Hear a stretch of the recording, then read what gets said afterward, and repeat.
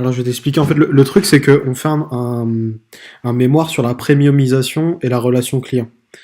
En gros, il y a des entreprises qui montent en gamme au niveau de leur offre, tu sais, qui proposent des Ok. produits plus qualitatifs, qui vont vers le luxe, plus ou moins, tu vois. En gros, c'est le processus de vraiment monter en gamme. Et Ok. du coup, on s'interroge en fait sur la place de la relation client, du contact client et de la stratégie client dans le cadre de ce genre de stratégie-là, en fait. Genre, parce par exemple, il y a des entreprises qui montent en gamme, mais qui ont pas forcément une meilleure relation client, qui s'occupent pas forcément mieux de leurs clients, étant donné qu'ils ont un meilleur produit, tu vois ce que je veux dire. Ok. D'accord. Et donc, en gros, Mais bah, comment?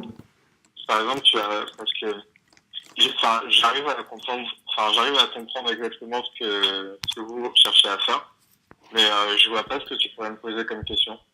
Bah, en gros, enfin, je me suis dit que la conciergerie, en fait, c'était un service associé à certains produits, par exemple des cartes, à la banque, Ouais. et qui faisait qu'en fait, il y avait en fait, un meilleur service client en fait derrière. Parce que quand tu vends une carte Gold ou une carte je sais pas quoi, et que tu mets pas de service de conciergerie derrière, Mhm. c'est différent que quand t'en mets un en fait. Quand t'en mets un, t'améliores le service client et t'améliores la relation que t'as avec ton client. C'est ça que D'accord. tu vois dans quel cadre je te pose des Ah, questions. non, ouais, ouais, totalement.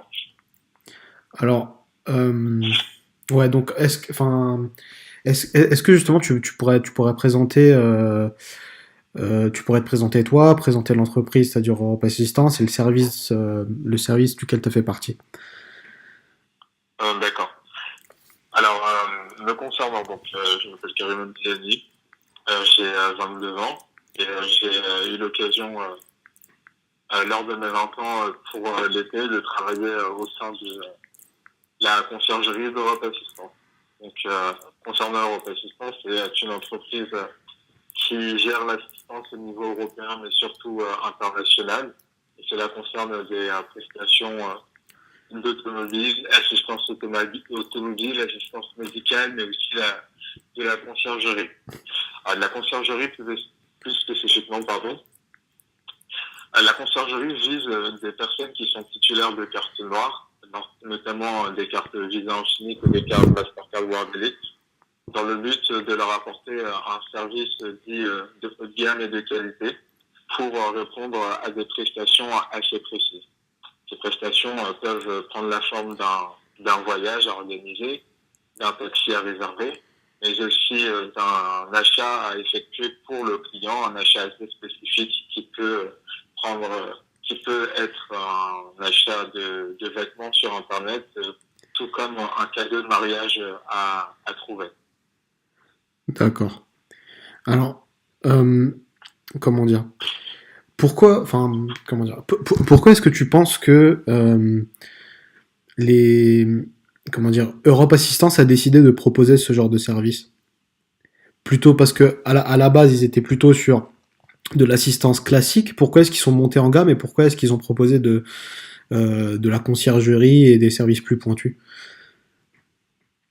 Alors, je pense que c'est justement pour pour pouvoir s'étendre et offrir une, une palette plus élargie de services, car s'arrêter à l'assistance médicale et automobile aurait pu être un choix. Cependant, je pense que ce choix n'est pas forcément très stratégique dès lors qu'on veut essayer de gagner de l'importance sur le marché de l'assistance. La conciergerie peut être vue un peu comme de l'assistance, mais davantage de l'assistance, je dirais, de luxe. Et c'était le but d'Europe Assistance de pouvoir atteindre d'autres types de clients, un autre type pardon de clientèle et donc un autre marché, acquérir un autre marché. D'accord. Est-ce que tu penses que c'est des bénéfices qui sont seulement en termes de marché ou est-ce que tu penses que c'est aussi une affaire d'image? L'image a son importance. Et justement, parce que Europe Assistance est en mesure de proposer un service de conciergerie, l'entreprise gagne en image puisque l'image qu'elle apporte est est plus positive et beaucoup plus importante envers le client. Et ça lui permet d'ailleurs de lier des services de conciergerie à d'autres services et notamment l'assistance médicale qui est toujours offerte par Europe Assistance dès lors que le service de conciergerie est celui d'Europe Assistance. D'accord. Euh, Bah justement, est-ce que tu penses que la premiumisation d'une marque, que ce soit dans les banques avec leur carte de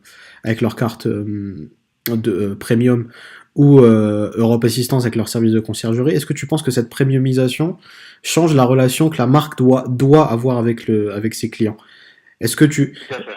Ok, pourquoi? Tout à fait. Dans le sens où la marque a finalement des nouvelles obligations et ces nouvelles obligations sont liées au prestige et à la gamme du service apporté. C'est-à-dire que, par exemple, le service client ne sera pas du tout le même. Il va devoir être, le service client sera beaucoup plus exigeant et irréprochable. On n'aura plus la possibilité, par exemple, d'avoir des écarts de conduite, de se permettre des erreurs flagrantes sur le produit ou le service qui est offert. Non, étant donné qu'il y a une féminisation du service, le Europe Assistance et notamment les concierges du service en question auront une obligation de bien représenter l'entreprise et de faire en sorte que le client soit satisfait au mieux possible. D'accord. Euh, Comment dire? Est-ce que, enfin, quels sont les process relationnels d'Europe Assistance et plus particulièrement du service conciergerie? Est-ce que, enfin, parce que moi je sais que par exemple quand j'étais au standard, j'avais des process à suivre, j'avais des choses à dire systématiquement, etc.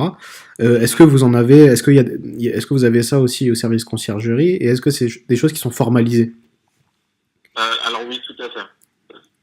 Concernant le service conciergerie, ce qui est très important, c'est de pouvoir offrir aux clients un accueil et un service personnalisé. Dès lors qu'ils appellent, on a une reconnaissance téléphonique qui nous permet de savoir exactement qui il est. S'il appelle avec son numéro de téléphone portable, l'accès à la conciergerie lui est directement ouvert sans besoin d'identification, ce qui n'est pas le cas quand le client utilise un autre numéro de téléphone. Le processus est beaucoup plus long, c'est-à-dire qu'on va lui demander son identité, son mot de passe, le type de prestation qu'il souhaite avoir. Contrairement au numéro de téléphone identifié, là, le client n'a pas besoin de nous donner son identité ni de mot de passe. Nous avons accès à un fichier qui reprend toutes ces demandes et qui nous permet, nous, de favoriser un service personnalisé et d'effectuer au plus vite et au mieux la demande. D'accord. Et donc justement, tu penses que ces processus, enfin que ces process relationnels sont adaptés à la stratégie de premiumisation ou est-ce qu'ils sont indépendants? S'ils sont adaptés à quoi, pardon? À la stratégie de premiumisation. Je pense qu'ils sont tout à fait adaptés puisque le client se sent directement privilégié. Il a cette impression en tout cas, on lui donne l'impression qu'on ne néglige pas du tout sa qualité de client titulaire d'une carte noire. Il est donc conscient que finalement, il y a une priorisation de son statut en tant que titulaire de cette carte et qu'on fait en sorte à ce que le service soit adapté au mieux à son statut. D'accord. Et donc, enfin, quelle est, tu penses, la valeur ajoutée des process relationnels du service conciergerie en particulier par rapport aux autres services? La valeur ajoutée par rapport aux autres services, je Ouais. pense que c'est la rapidité. Le service conciergerie a un devoir, a sûrement une obligation de moyens, mais cette obligation de moyens se penche davantage vers une obligation de résultat, c'est-à-dire qu'on essaie au maximum de pouvoir répondre à la demande du client. Et ça passe par la rapidité dès lors que le client met tout en œuvre pour que le service de conciergerie puisse répondre à sa demande. C'est-à-dire un budget précis et qui permet de ne pas avoir de limitation à un champ géographique pour la prestation qu'il souhaite assez ouvert. Et dès lors que c'est le cas, la conciergerie doit tout mettre en mesure pour pouvoir répondre à sa demande. Donc ça peut passer par des prestations qui sont très urgentes, comme la demande de réservation d'un hélicoptère dans l'heure qui suit, ce qui normalement n'est pas possible étant donné qu'il faut une semaine, un délai d'une semaine pour pouvoir réserver un hélicoptère dans les délais normaux. Sauf que dès lors que le client fait en sorte à ce que la conciergerie puisse effectuer sa prestation de service dans un délai un peu plus restreint, la conciergerie doit se démener pour trouver un hélicoptère dans l'heure. D'accord. Alors attends, je regarde les autres questions vite fait. Pas de souci. Euh, Donc, en fait, comment dire? Est-ce que tu penses que... Enfin, non, comment dire? Dans le cas précis de la conciergerie, est-ce que c'est quelque chose qui est arrivé comme, comme une conséquence en fait de la montée en gamme des banques et de la volonté des banques d'associer des services de conciergerie à leur carte, ou est-ce que c'est quelque chose qu'Europe Assistance a mis en place indépendamment avant même d'avoir des demandes de la part de leurs clients, c'est-à-dire des banques ou autres prestataires? Non, en fait, la demande émane des banques. Ce sont les banques qui ont commencé à réfléchir à de, un système premium de leur carte et savoir comment finalement on pourrait avoir un système qui était différent des autres cartes pour privilégier le client. Et c'est donc suite aux appels d'offres effectués par les différentes banques, puisque chaque banque effectue un appel d'offres pour la conciergerie, que Europe Assistance a pu se placer sur le marché des conciergeries et de l'assistance liée à ces cartes noires et remporter le marché pendant une durée assez conséquente je crois, de plus de 5 ans. D'accord, parfait. Est-ce que...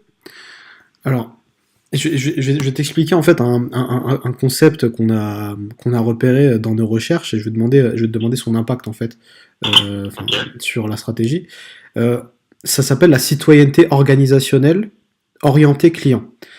C'est-à-dire qu'en gros, quand comment dire, quand les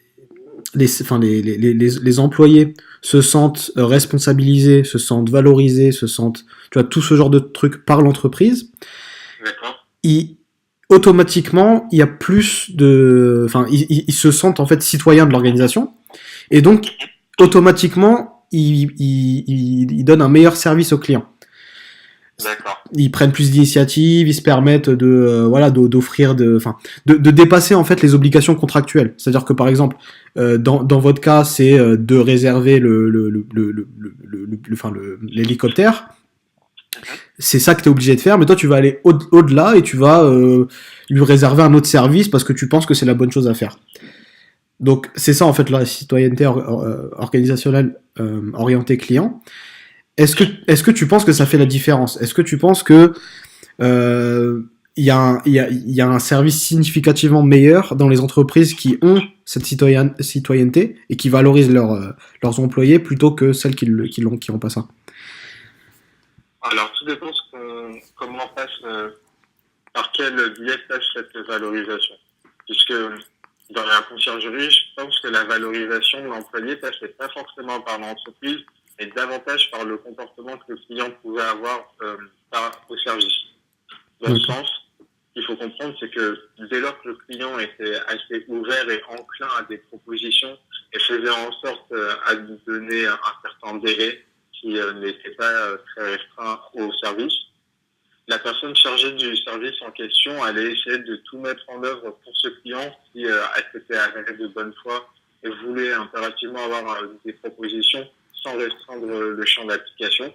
Donc ça permet d'avoir un travail qui va sur la durée et qui permet aux chargés d'assistance de s'impliquer davantage puisque les recherches seront beaucoup plus affinées.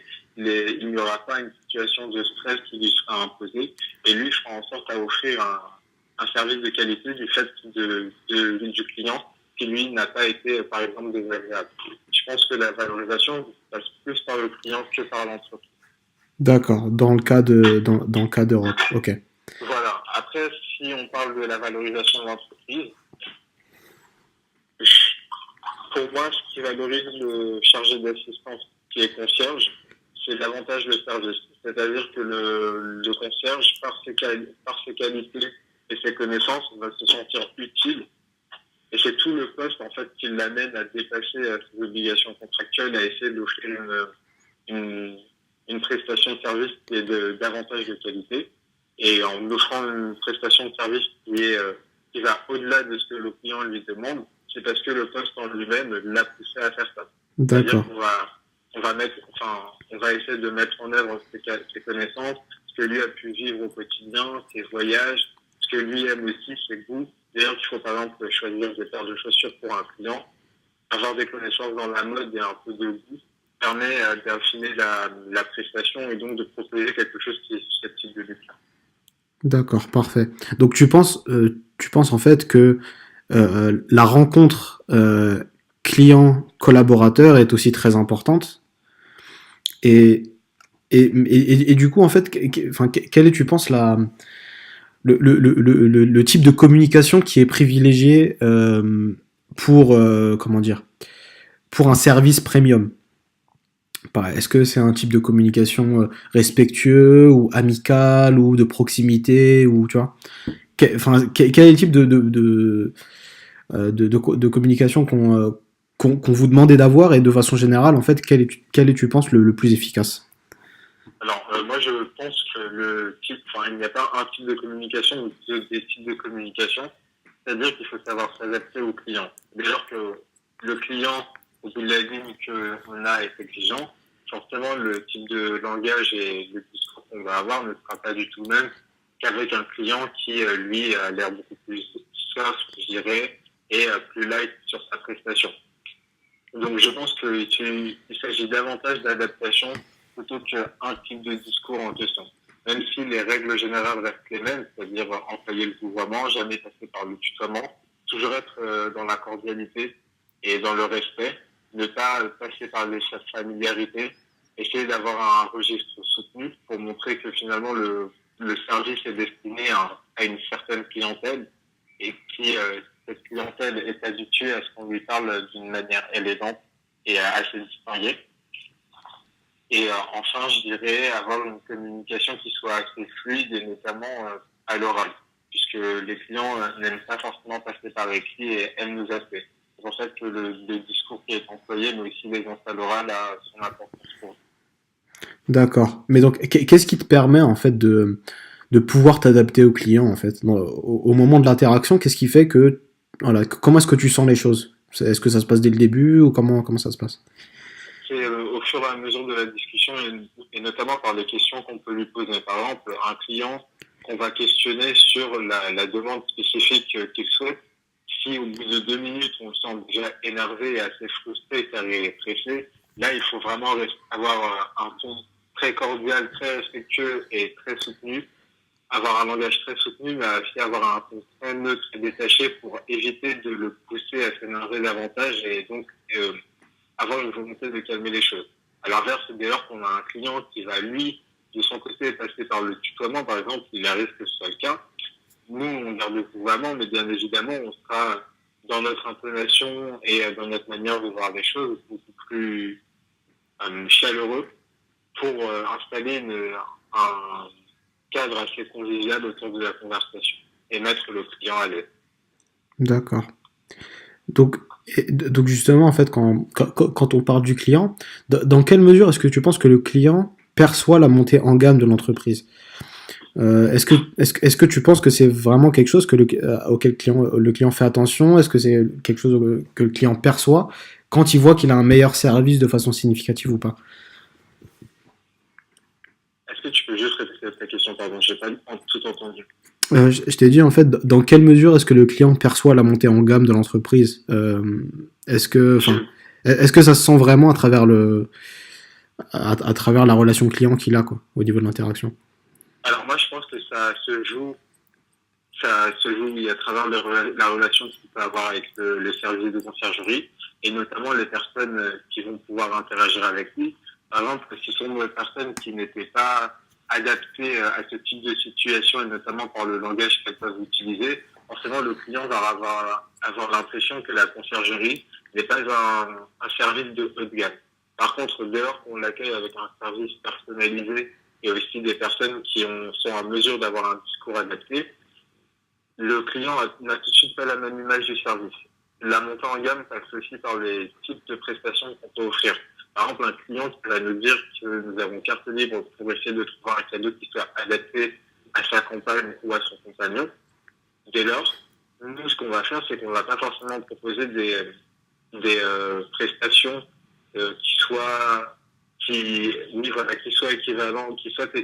équivalentes, pardon, à un montant assez bas. On va essayer d'ouvrir la palette et surtout d'essayer de viser assez haut pour montrer que nous ne sommes pas restreints par le prix et qu'on peut aussi lui offrir un service qui soit adapté tant par le prix que par la qualité du cadeau.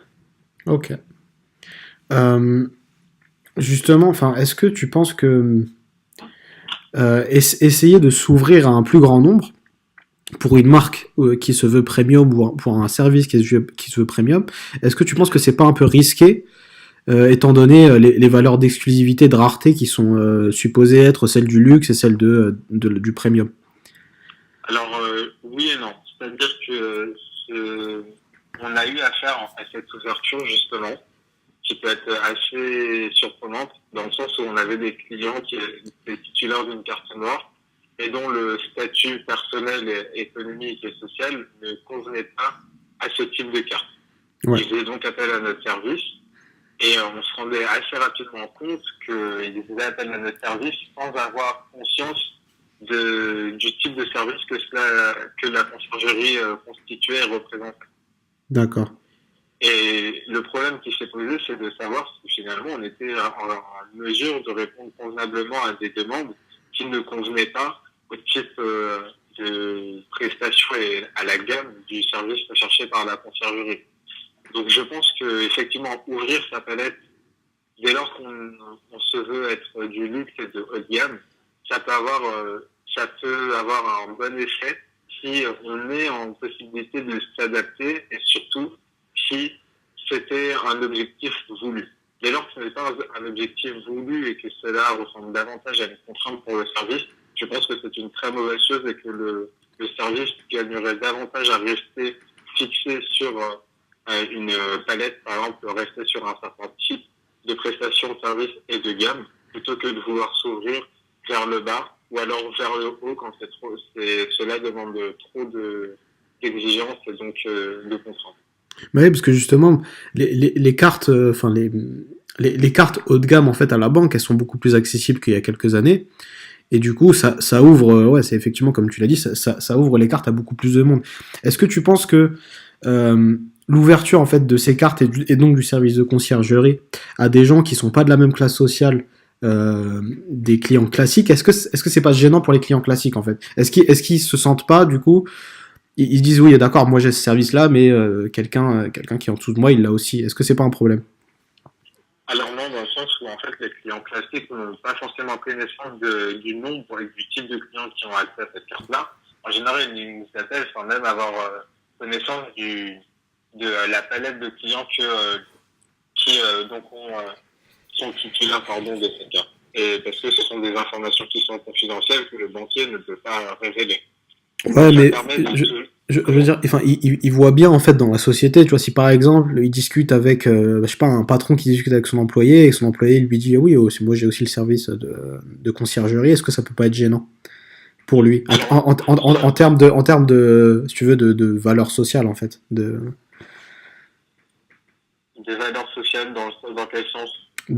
comment dire, de désirabilité sociale en fait. C'est-à-dire que si le patron a le même service que son employé, est-ce que c'est pas un problème pour le patron? Alors non, pas du tout, puisque les deux personnes ne vont pas du tout demander les deux personnes ne vont pas demander le même type de prestation. Et en général, l'accès à la carte est beaucoup plus limité pour des personnes de catégorie sociale inférieure, je dirais. D'accord. Si je peux me permettre d'utiliser ce mot. Ces personnes ont souvent accès à la carte pendant un an, alors que des cadres et des personnes qui sont responsables d'entreprise, eux, auront la possibilité de garder leur carte indéfiniment dès lors qu'ils paieront le forfait qui est associé et qui est d'ailleurs assez conséquent. Ouais, c'est un peu comme les cartes premiers qui sont gratuites la première année et qui après sont... C'est ça. D'accord. Parce que le truc là, c'est qu'en fait on a un guide d'entretien, mais du coup c'est de façon générale en fait, faut que j'adapte chaque question au cas en fait. Pas de souci.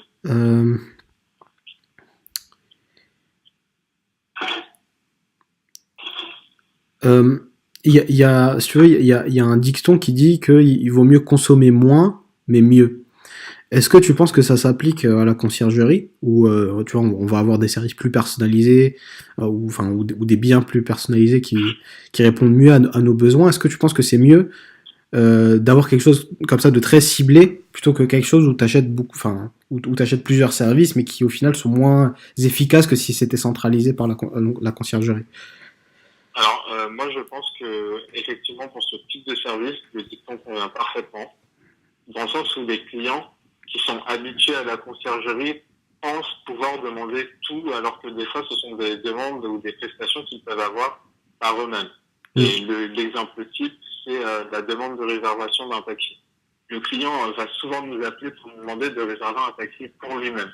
Cependant, il passe par une deuxième étape, c'est-à-dire notre service, alors qu'il aurait pu directement appeler la centrale de réservation de taxi, qui lui aurait permis de gagner du temps, et enfin, ce qui n'est pas, ce qui, je pense, a son importance pour un client qui est titulaire d'une carte noire.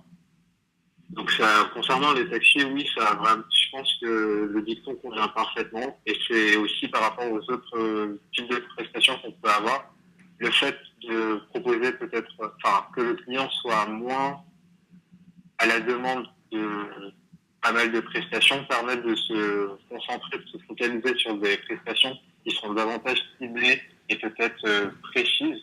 Et grâce à ça, ça lui permet d'ailleurs au service de pouvoir offrir une prestation qui sera de meilleure qualité. Puisqu'un service qui est submergé par des demandes de réservation de taxi à tout va, n'aura pas la possibilité de se concentrer sur des demandes de voyage ou d'organisation de mariage qui sont dites exceptionnelles et très importantes. Et le but est quand même d'offrir un service de qualité. Donc je pense que effectivement, avoir cette volonté d'un service plus précis et de meilleure qualité plutôt que de demander de consommer à tout va, joue sur la qualité de prestation offerte par la conciergerie. D'accord. Alors, attends.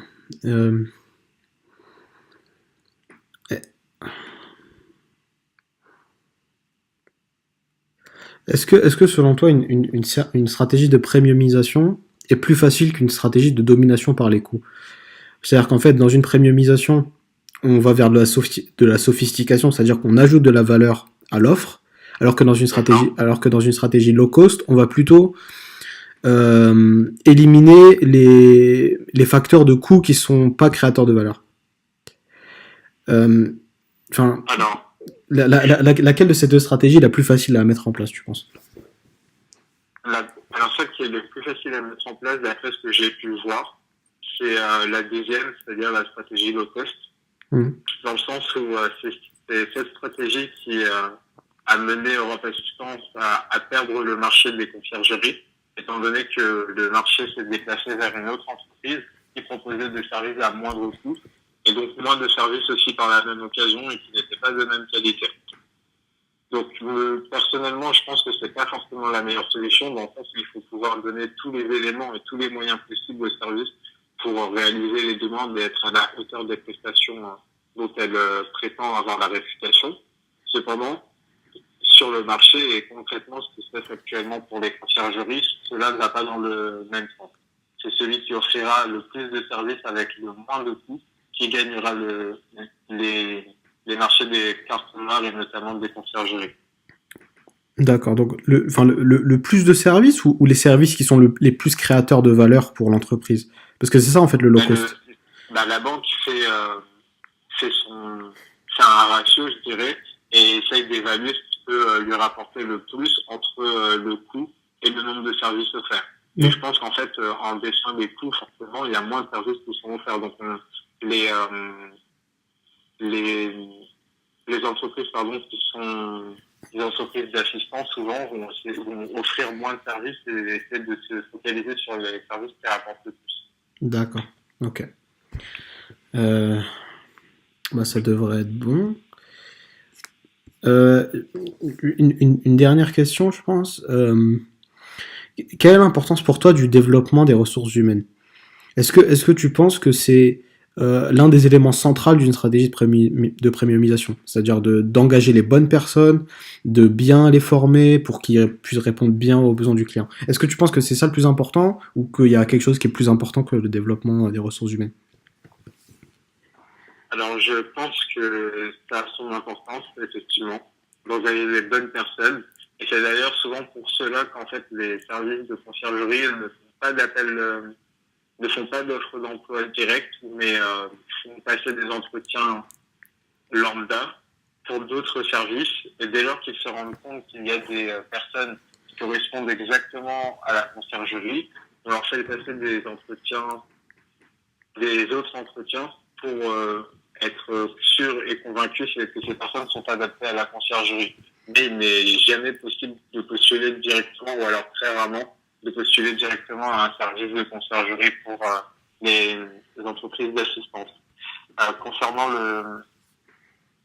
les éléments centraux, en plus d'engager les bonnes personnes, les ressources humaines ont vraiment une importance au sein de l'entreprise. Ce qui a son importance, c'est le management qui est effectué au sein du service. Donc c'est peut-être lié, mais c'est pour moi l'élément le plus marquant de la réussite d'un bon service de conciergerie. Le management, tu veux dire? Oui, tout Bah, à en, fait. en fait, ouais, enfin, le management, c'est aussi le management. En fait, quand je dis les ressources humaines, je parle du capital humain, en fait. C'est-à-dire plutôt que ce soit, comment dire, un produit ou un service, c'est vraiment l'humain sur lequel on mise. Oui, je pense que oui, ça a son importance. Puisqu'en fait, ça va favoriser une dynamique au sein du service. Donc, plus les personnes qui sont sur le service auront des personnalités qui finalement se recouperont et permettront une certaine cohésion, et mieux ça se déroulera, et donc les prestations qui seront offertes seront davantage de qualité. Et moins c'est le cas, et plus on peut s'attendre à des problèmes et à des couacs que le client va vite repérer et essayer de dénoncer pour attendre finalement la qualité d'un certain service. D'accord. Ah oui, non, un dernier truc. Qu'est-ce que tu penses le digital a changé dans la conciergerie? Enfin, De quoi? J'ai pas entendu de digital. ouais, le digital. Est-ce que, enfin, l'arrivée du digital au niveau, enfin, sous quelle forme que ce soit, enfin, comment est-ce que l'arrivée du digital a changé la conciergerie? Alors, l'arrivée du digital, pardon, si j'arrive à bien comprendre le mot digital, donc c'est-à-dire tout ce qui va concerner les technologies, Ouais. ça a changé la conciergerie puisque il y a eu une volonté d'avoir des nouveaux logiciels qui soient davantage adaptés pour répondre beaucoup plus vite aux demandes et aussi identifier le client. Ça passe aussi par la possibilité pour le client d'effectuer des demandes en ligne sans passer par l'outil téléphonique, Ouais. qui peut avoir son avantage dès lors que le client n'a pas forcément le temps de prendre un appel ou est entre deux mails au travail. Et le digital permet aussi d'aller beaucoup plus vite pour certaines demandes et d'offrir des services dits ponctuels aux clients, c'est-à-dire par exemple de pouvoir visiter ou d'avoir un séjour, enfin oui, de pouvoir visiter une ville européenne ou d'avoir un séjour dans une grande institution française dès lors qu'il aura été gagnant d'un jeu concours offert par la banque. Et tout ça passe par le digital. Donc ça peut permettre d'ouvrir à de nouvelles prestations, ce qui encourage le client d'ailleurs à consommer. D'accord. Qu'est-ce que tu penses de l'arrivée en fait des assistants personnels? Tu vois, comme Google Voice ou alors même, enfin, tu vois, les assistants par SMS ou par Messenger ou par ce genre de choses. Alors c'est assez compliqué parce que je ne sais pas du tout comment ça fonctionne. Si tu sais, tu peux m'expliquer que je puisse répondre convenablement. Bah, en fait, c'est pas du tout, c'est pas du tout du premium en fait. C'est plutôt, euh, par exemple, t'envoies un SMS en disant oui, commande-moi un taxi ou fais quelque chose comme ça, Mm-hmm. et la personne au bout du SMS va le faire. Mais c'est quelque chose qui est très automatisé. C'est un C'est robot qui répond. c'est un robot qui répond et à partir d'un certain moment dans l'interaction, D'accord. c'est un humain qui peut répondre. D'accord. C'est le principe des bots sur Messenger. D'accord, je ne connaissais pas du tout. En fait, si tu veux, je pense le principe en fait, c'est de d'accélérer la prise d'information. Tu vois, par exemple, quand il y a quelqu'un qui t'appelle à ton service, si jamais il appelle pas avec un téléphone qui est reconnu, tu vas devoir tout lui demander. Sauf que là, D'accord. là c'est le client qui fait le travail en amont, qui met son nom, qui met son adresse, son numéro de téléphone, etc. Et ce qui permet en fait d'accélérer la prise d'information, par exemple. Et donc qu'est-ce que je pense de ce type de service par rapport à la conciergerie, c'est ça? Ouais. Alors je pense que ça peut avoir son avantage pour des demandes que j'appellerais rapide. C'est-à-dire, par exemple, la réservation de taxi. Dès lors qu'on veut passer par un tel logiciel pour réserver un taxi sans passer par la conciergerie, ça va beaucoup plus vite et le client sera beaucoup plus efficace dans sa demande. Donc, ça peut avoir son avantage pour des prestations de proximité et de rapidité.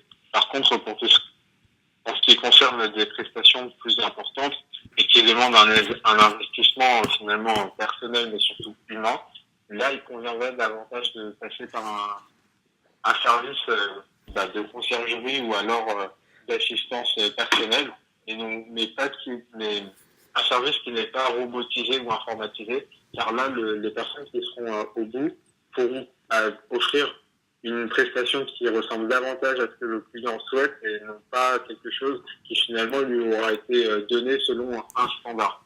Et je pense que c'est là la force d'un service humain et de conciergerie, c'est finalement de pouvoir s'adapter au client pour lui offrir ce que lui attendait. D'accord, donc tu penses que le digital, en fait, c'est bien à partir, enfin, du moment que ça permet justement une meilleure personnalisation, mais pas vraiment pour d'autres motifs. C'est ça. D'accord. C'est-à-dire qu'il y a des demandes qui sont très personnalisées et dont le digital n'est pas encore prêt à faire face. D'accord. C'est par exemple l'organisation d'un mariage de A à Z. Je ne suis pas sûr qu'un programme ou un logiciel soit en mesure de répondre à une telle demande, alors que le client a d'énormes exigences et qu'il faut passer par énormément d'autres prestataires de services pour pouvoir atteindre la satisfaction du client. Là, je pense, à mon sens et à mon avis, le digital n'est pas encore adapté à ce type de prestation. Et c'est d'ailleurs pour cela que les services de conciergerie et d'assistance continuent d'exister. D'accord. Bah parfait. De toute façon, là, j'ai fait toutes les questions. Et ouais. Bah, c'était bien, en tout cas, merci beaucoup, parce que je pense qu'en fait, enfin, ouais, j'ai eu raison de t'interroger toi, parce que ça rentre vraiment bien dans le thème de notre mémoire, en fait. Et en Je savais pas que vous aviez des mémoires à faire, c'est ouf. ouais, c'est casse-couille. Ça m'énerve, parce que ça fait... Non, mais tu sais, genre, il y a 2 semaines, j'étais en examen. Avant ça, j'ai eu 3 semaines de vacances. C'est-à-dire que ça fait presque 2 mois que je suis en train de travailler soit sur mes examens, soit sur mon mémoire. Et Ok, franchement, ouais. c'est fatigant, quoi. Ouais, je comprends. De ouf. En fait, t'as l'impression que ça s'arrête jamais. C'est ça, c'est ça. Franchement, je suis pressé que ce soit fini. Là, dans 2 semaines, normalement, c'est fini. Et puis après je serai tranquille pour... enfin, quoi. Donc voilà. Sinon, ça va? Ouais, ça va. Je suis désolé, je suis arrivé chez moi, j'ai dormi. J'ai Mais, passé une nuit tellement merdique, putain. mais t'as des examens encore demain? Oui, non, pas demain. Demain, j'ai pas épreuve. J'ai épreuve lundi. Oh, ça va, t'as encore... ouais, tu peux te reposer un petit peu, là. Ouais, c'est pour ça que je voulais taper ce soir.